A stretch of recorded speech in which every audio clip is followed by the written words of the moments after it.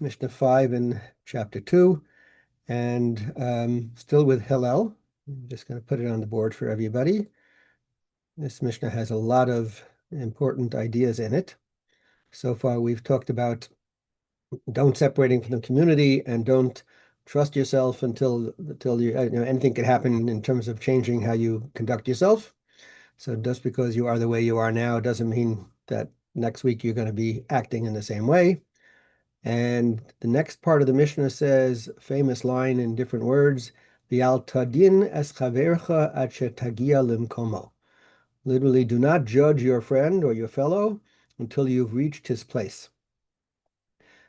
Otherwise, we say, until you walk in someone else's shoes, right? We have that modern expression, maybe not so modern.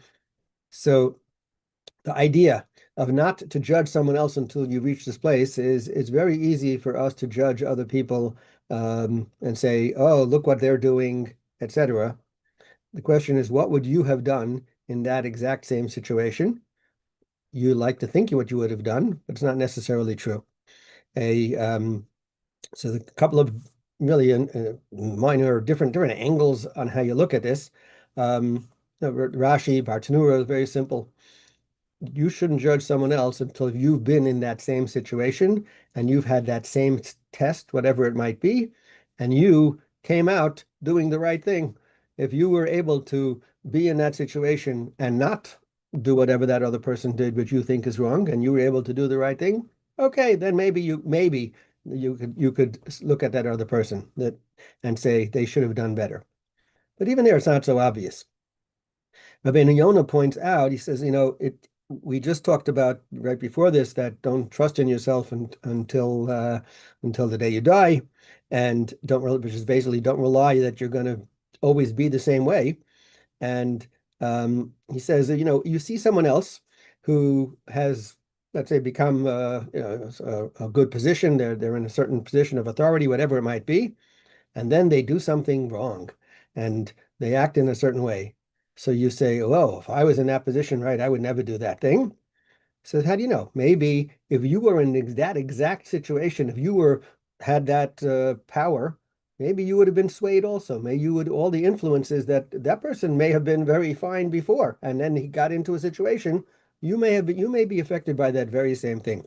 Just because you are the way you are now, same idea, doesn't mean that if you were in that situation, you wouldn't change. If you have reached that, if you've been in that position, you had that authority and you had the same temptations and you overcame them, okay, maybe you can look at that person and say, why did he do that with whatever he did? Um, different angle on this from the Tiferes Yisrael is he looks at always at this is from leadership. If you were a leader and some situation came before you where you're judging someone and someone did something wrong, so judge that person with compassion. Don't shame that person. You should feel bad. You know what? This person had a difficult situation. They were unable to withstand the temptation. They were unable to withstand the test. So again, you don't know what you would have done in that situation. And I think we find that many times, right? We're very quick to judge others and say, oh, look what that person did. But you don't really know what you would do in that situation because thank God you have never been put into that situation. Um, Another important aspect of also is that, and Rabbi Lau points this out, is that, even if you were in that same situation, it doesn't mean that you're the same as that other person because you're a different person.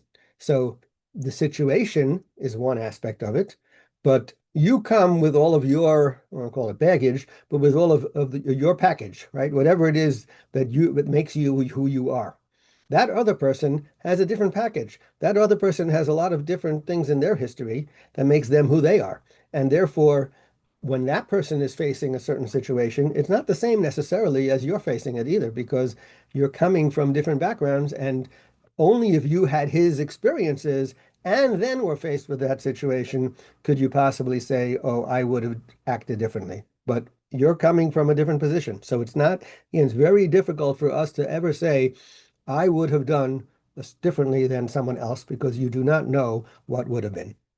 And therefore, don't judge them.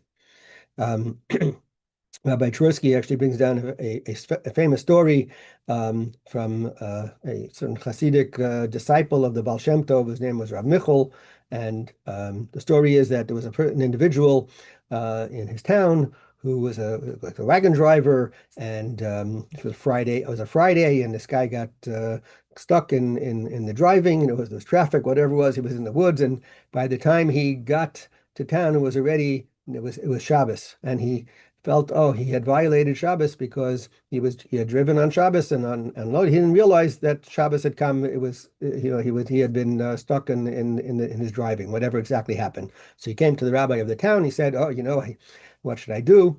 And he said, okay, you know what?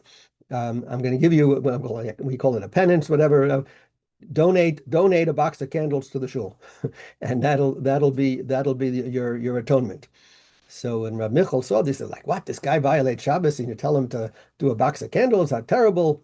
And different versions of exactly what happened with the story, that the candles didn't work at first, whatever it was. Anyway, the Baal Shem Tov arranges for Rav Michal to come to his house on a Shabbos. And somehow or other on that trip from wherever he was to the Baal Shem Tov's house, everything went wrong. The wagon broke down. The driver got sick, all kinds of, the horse got sick, whatever it was. By the time he got to the Baal Shem Tov's house, it was like 2 seconds before Shabbos.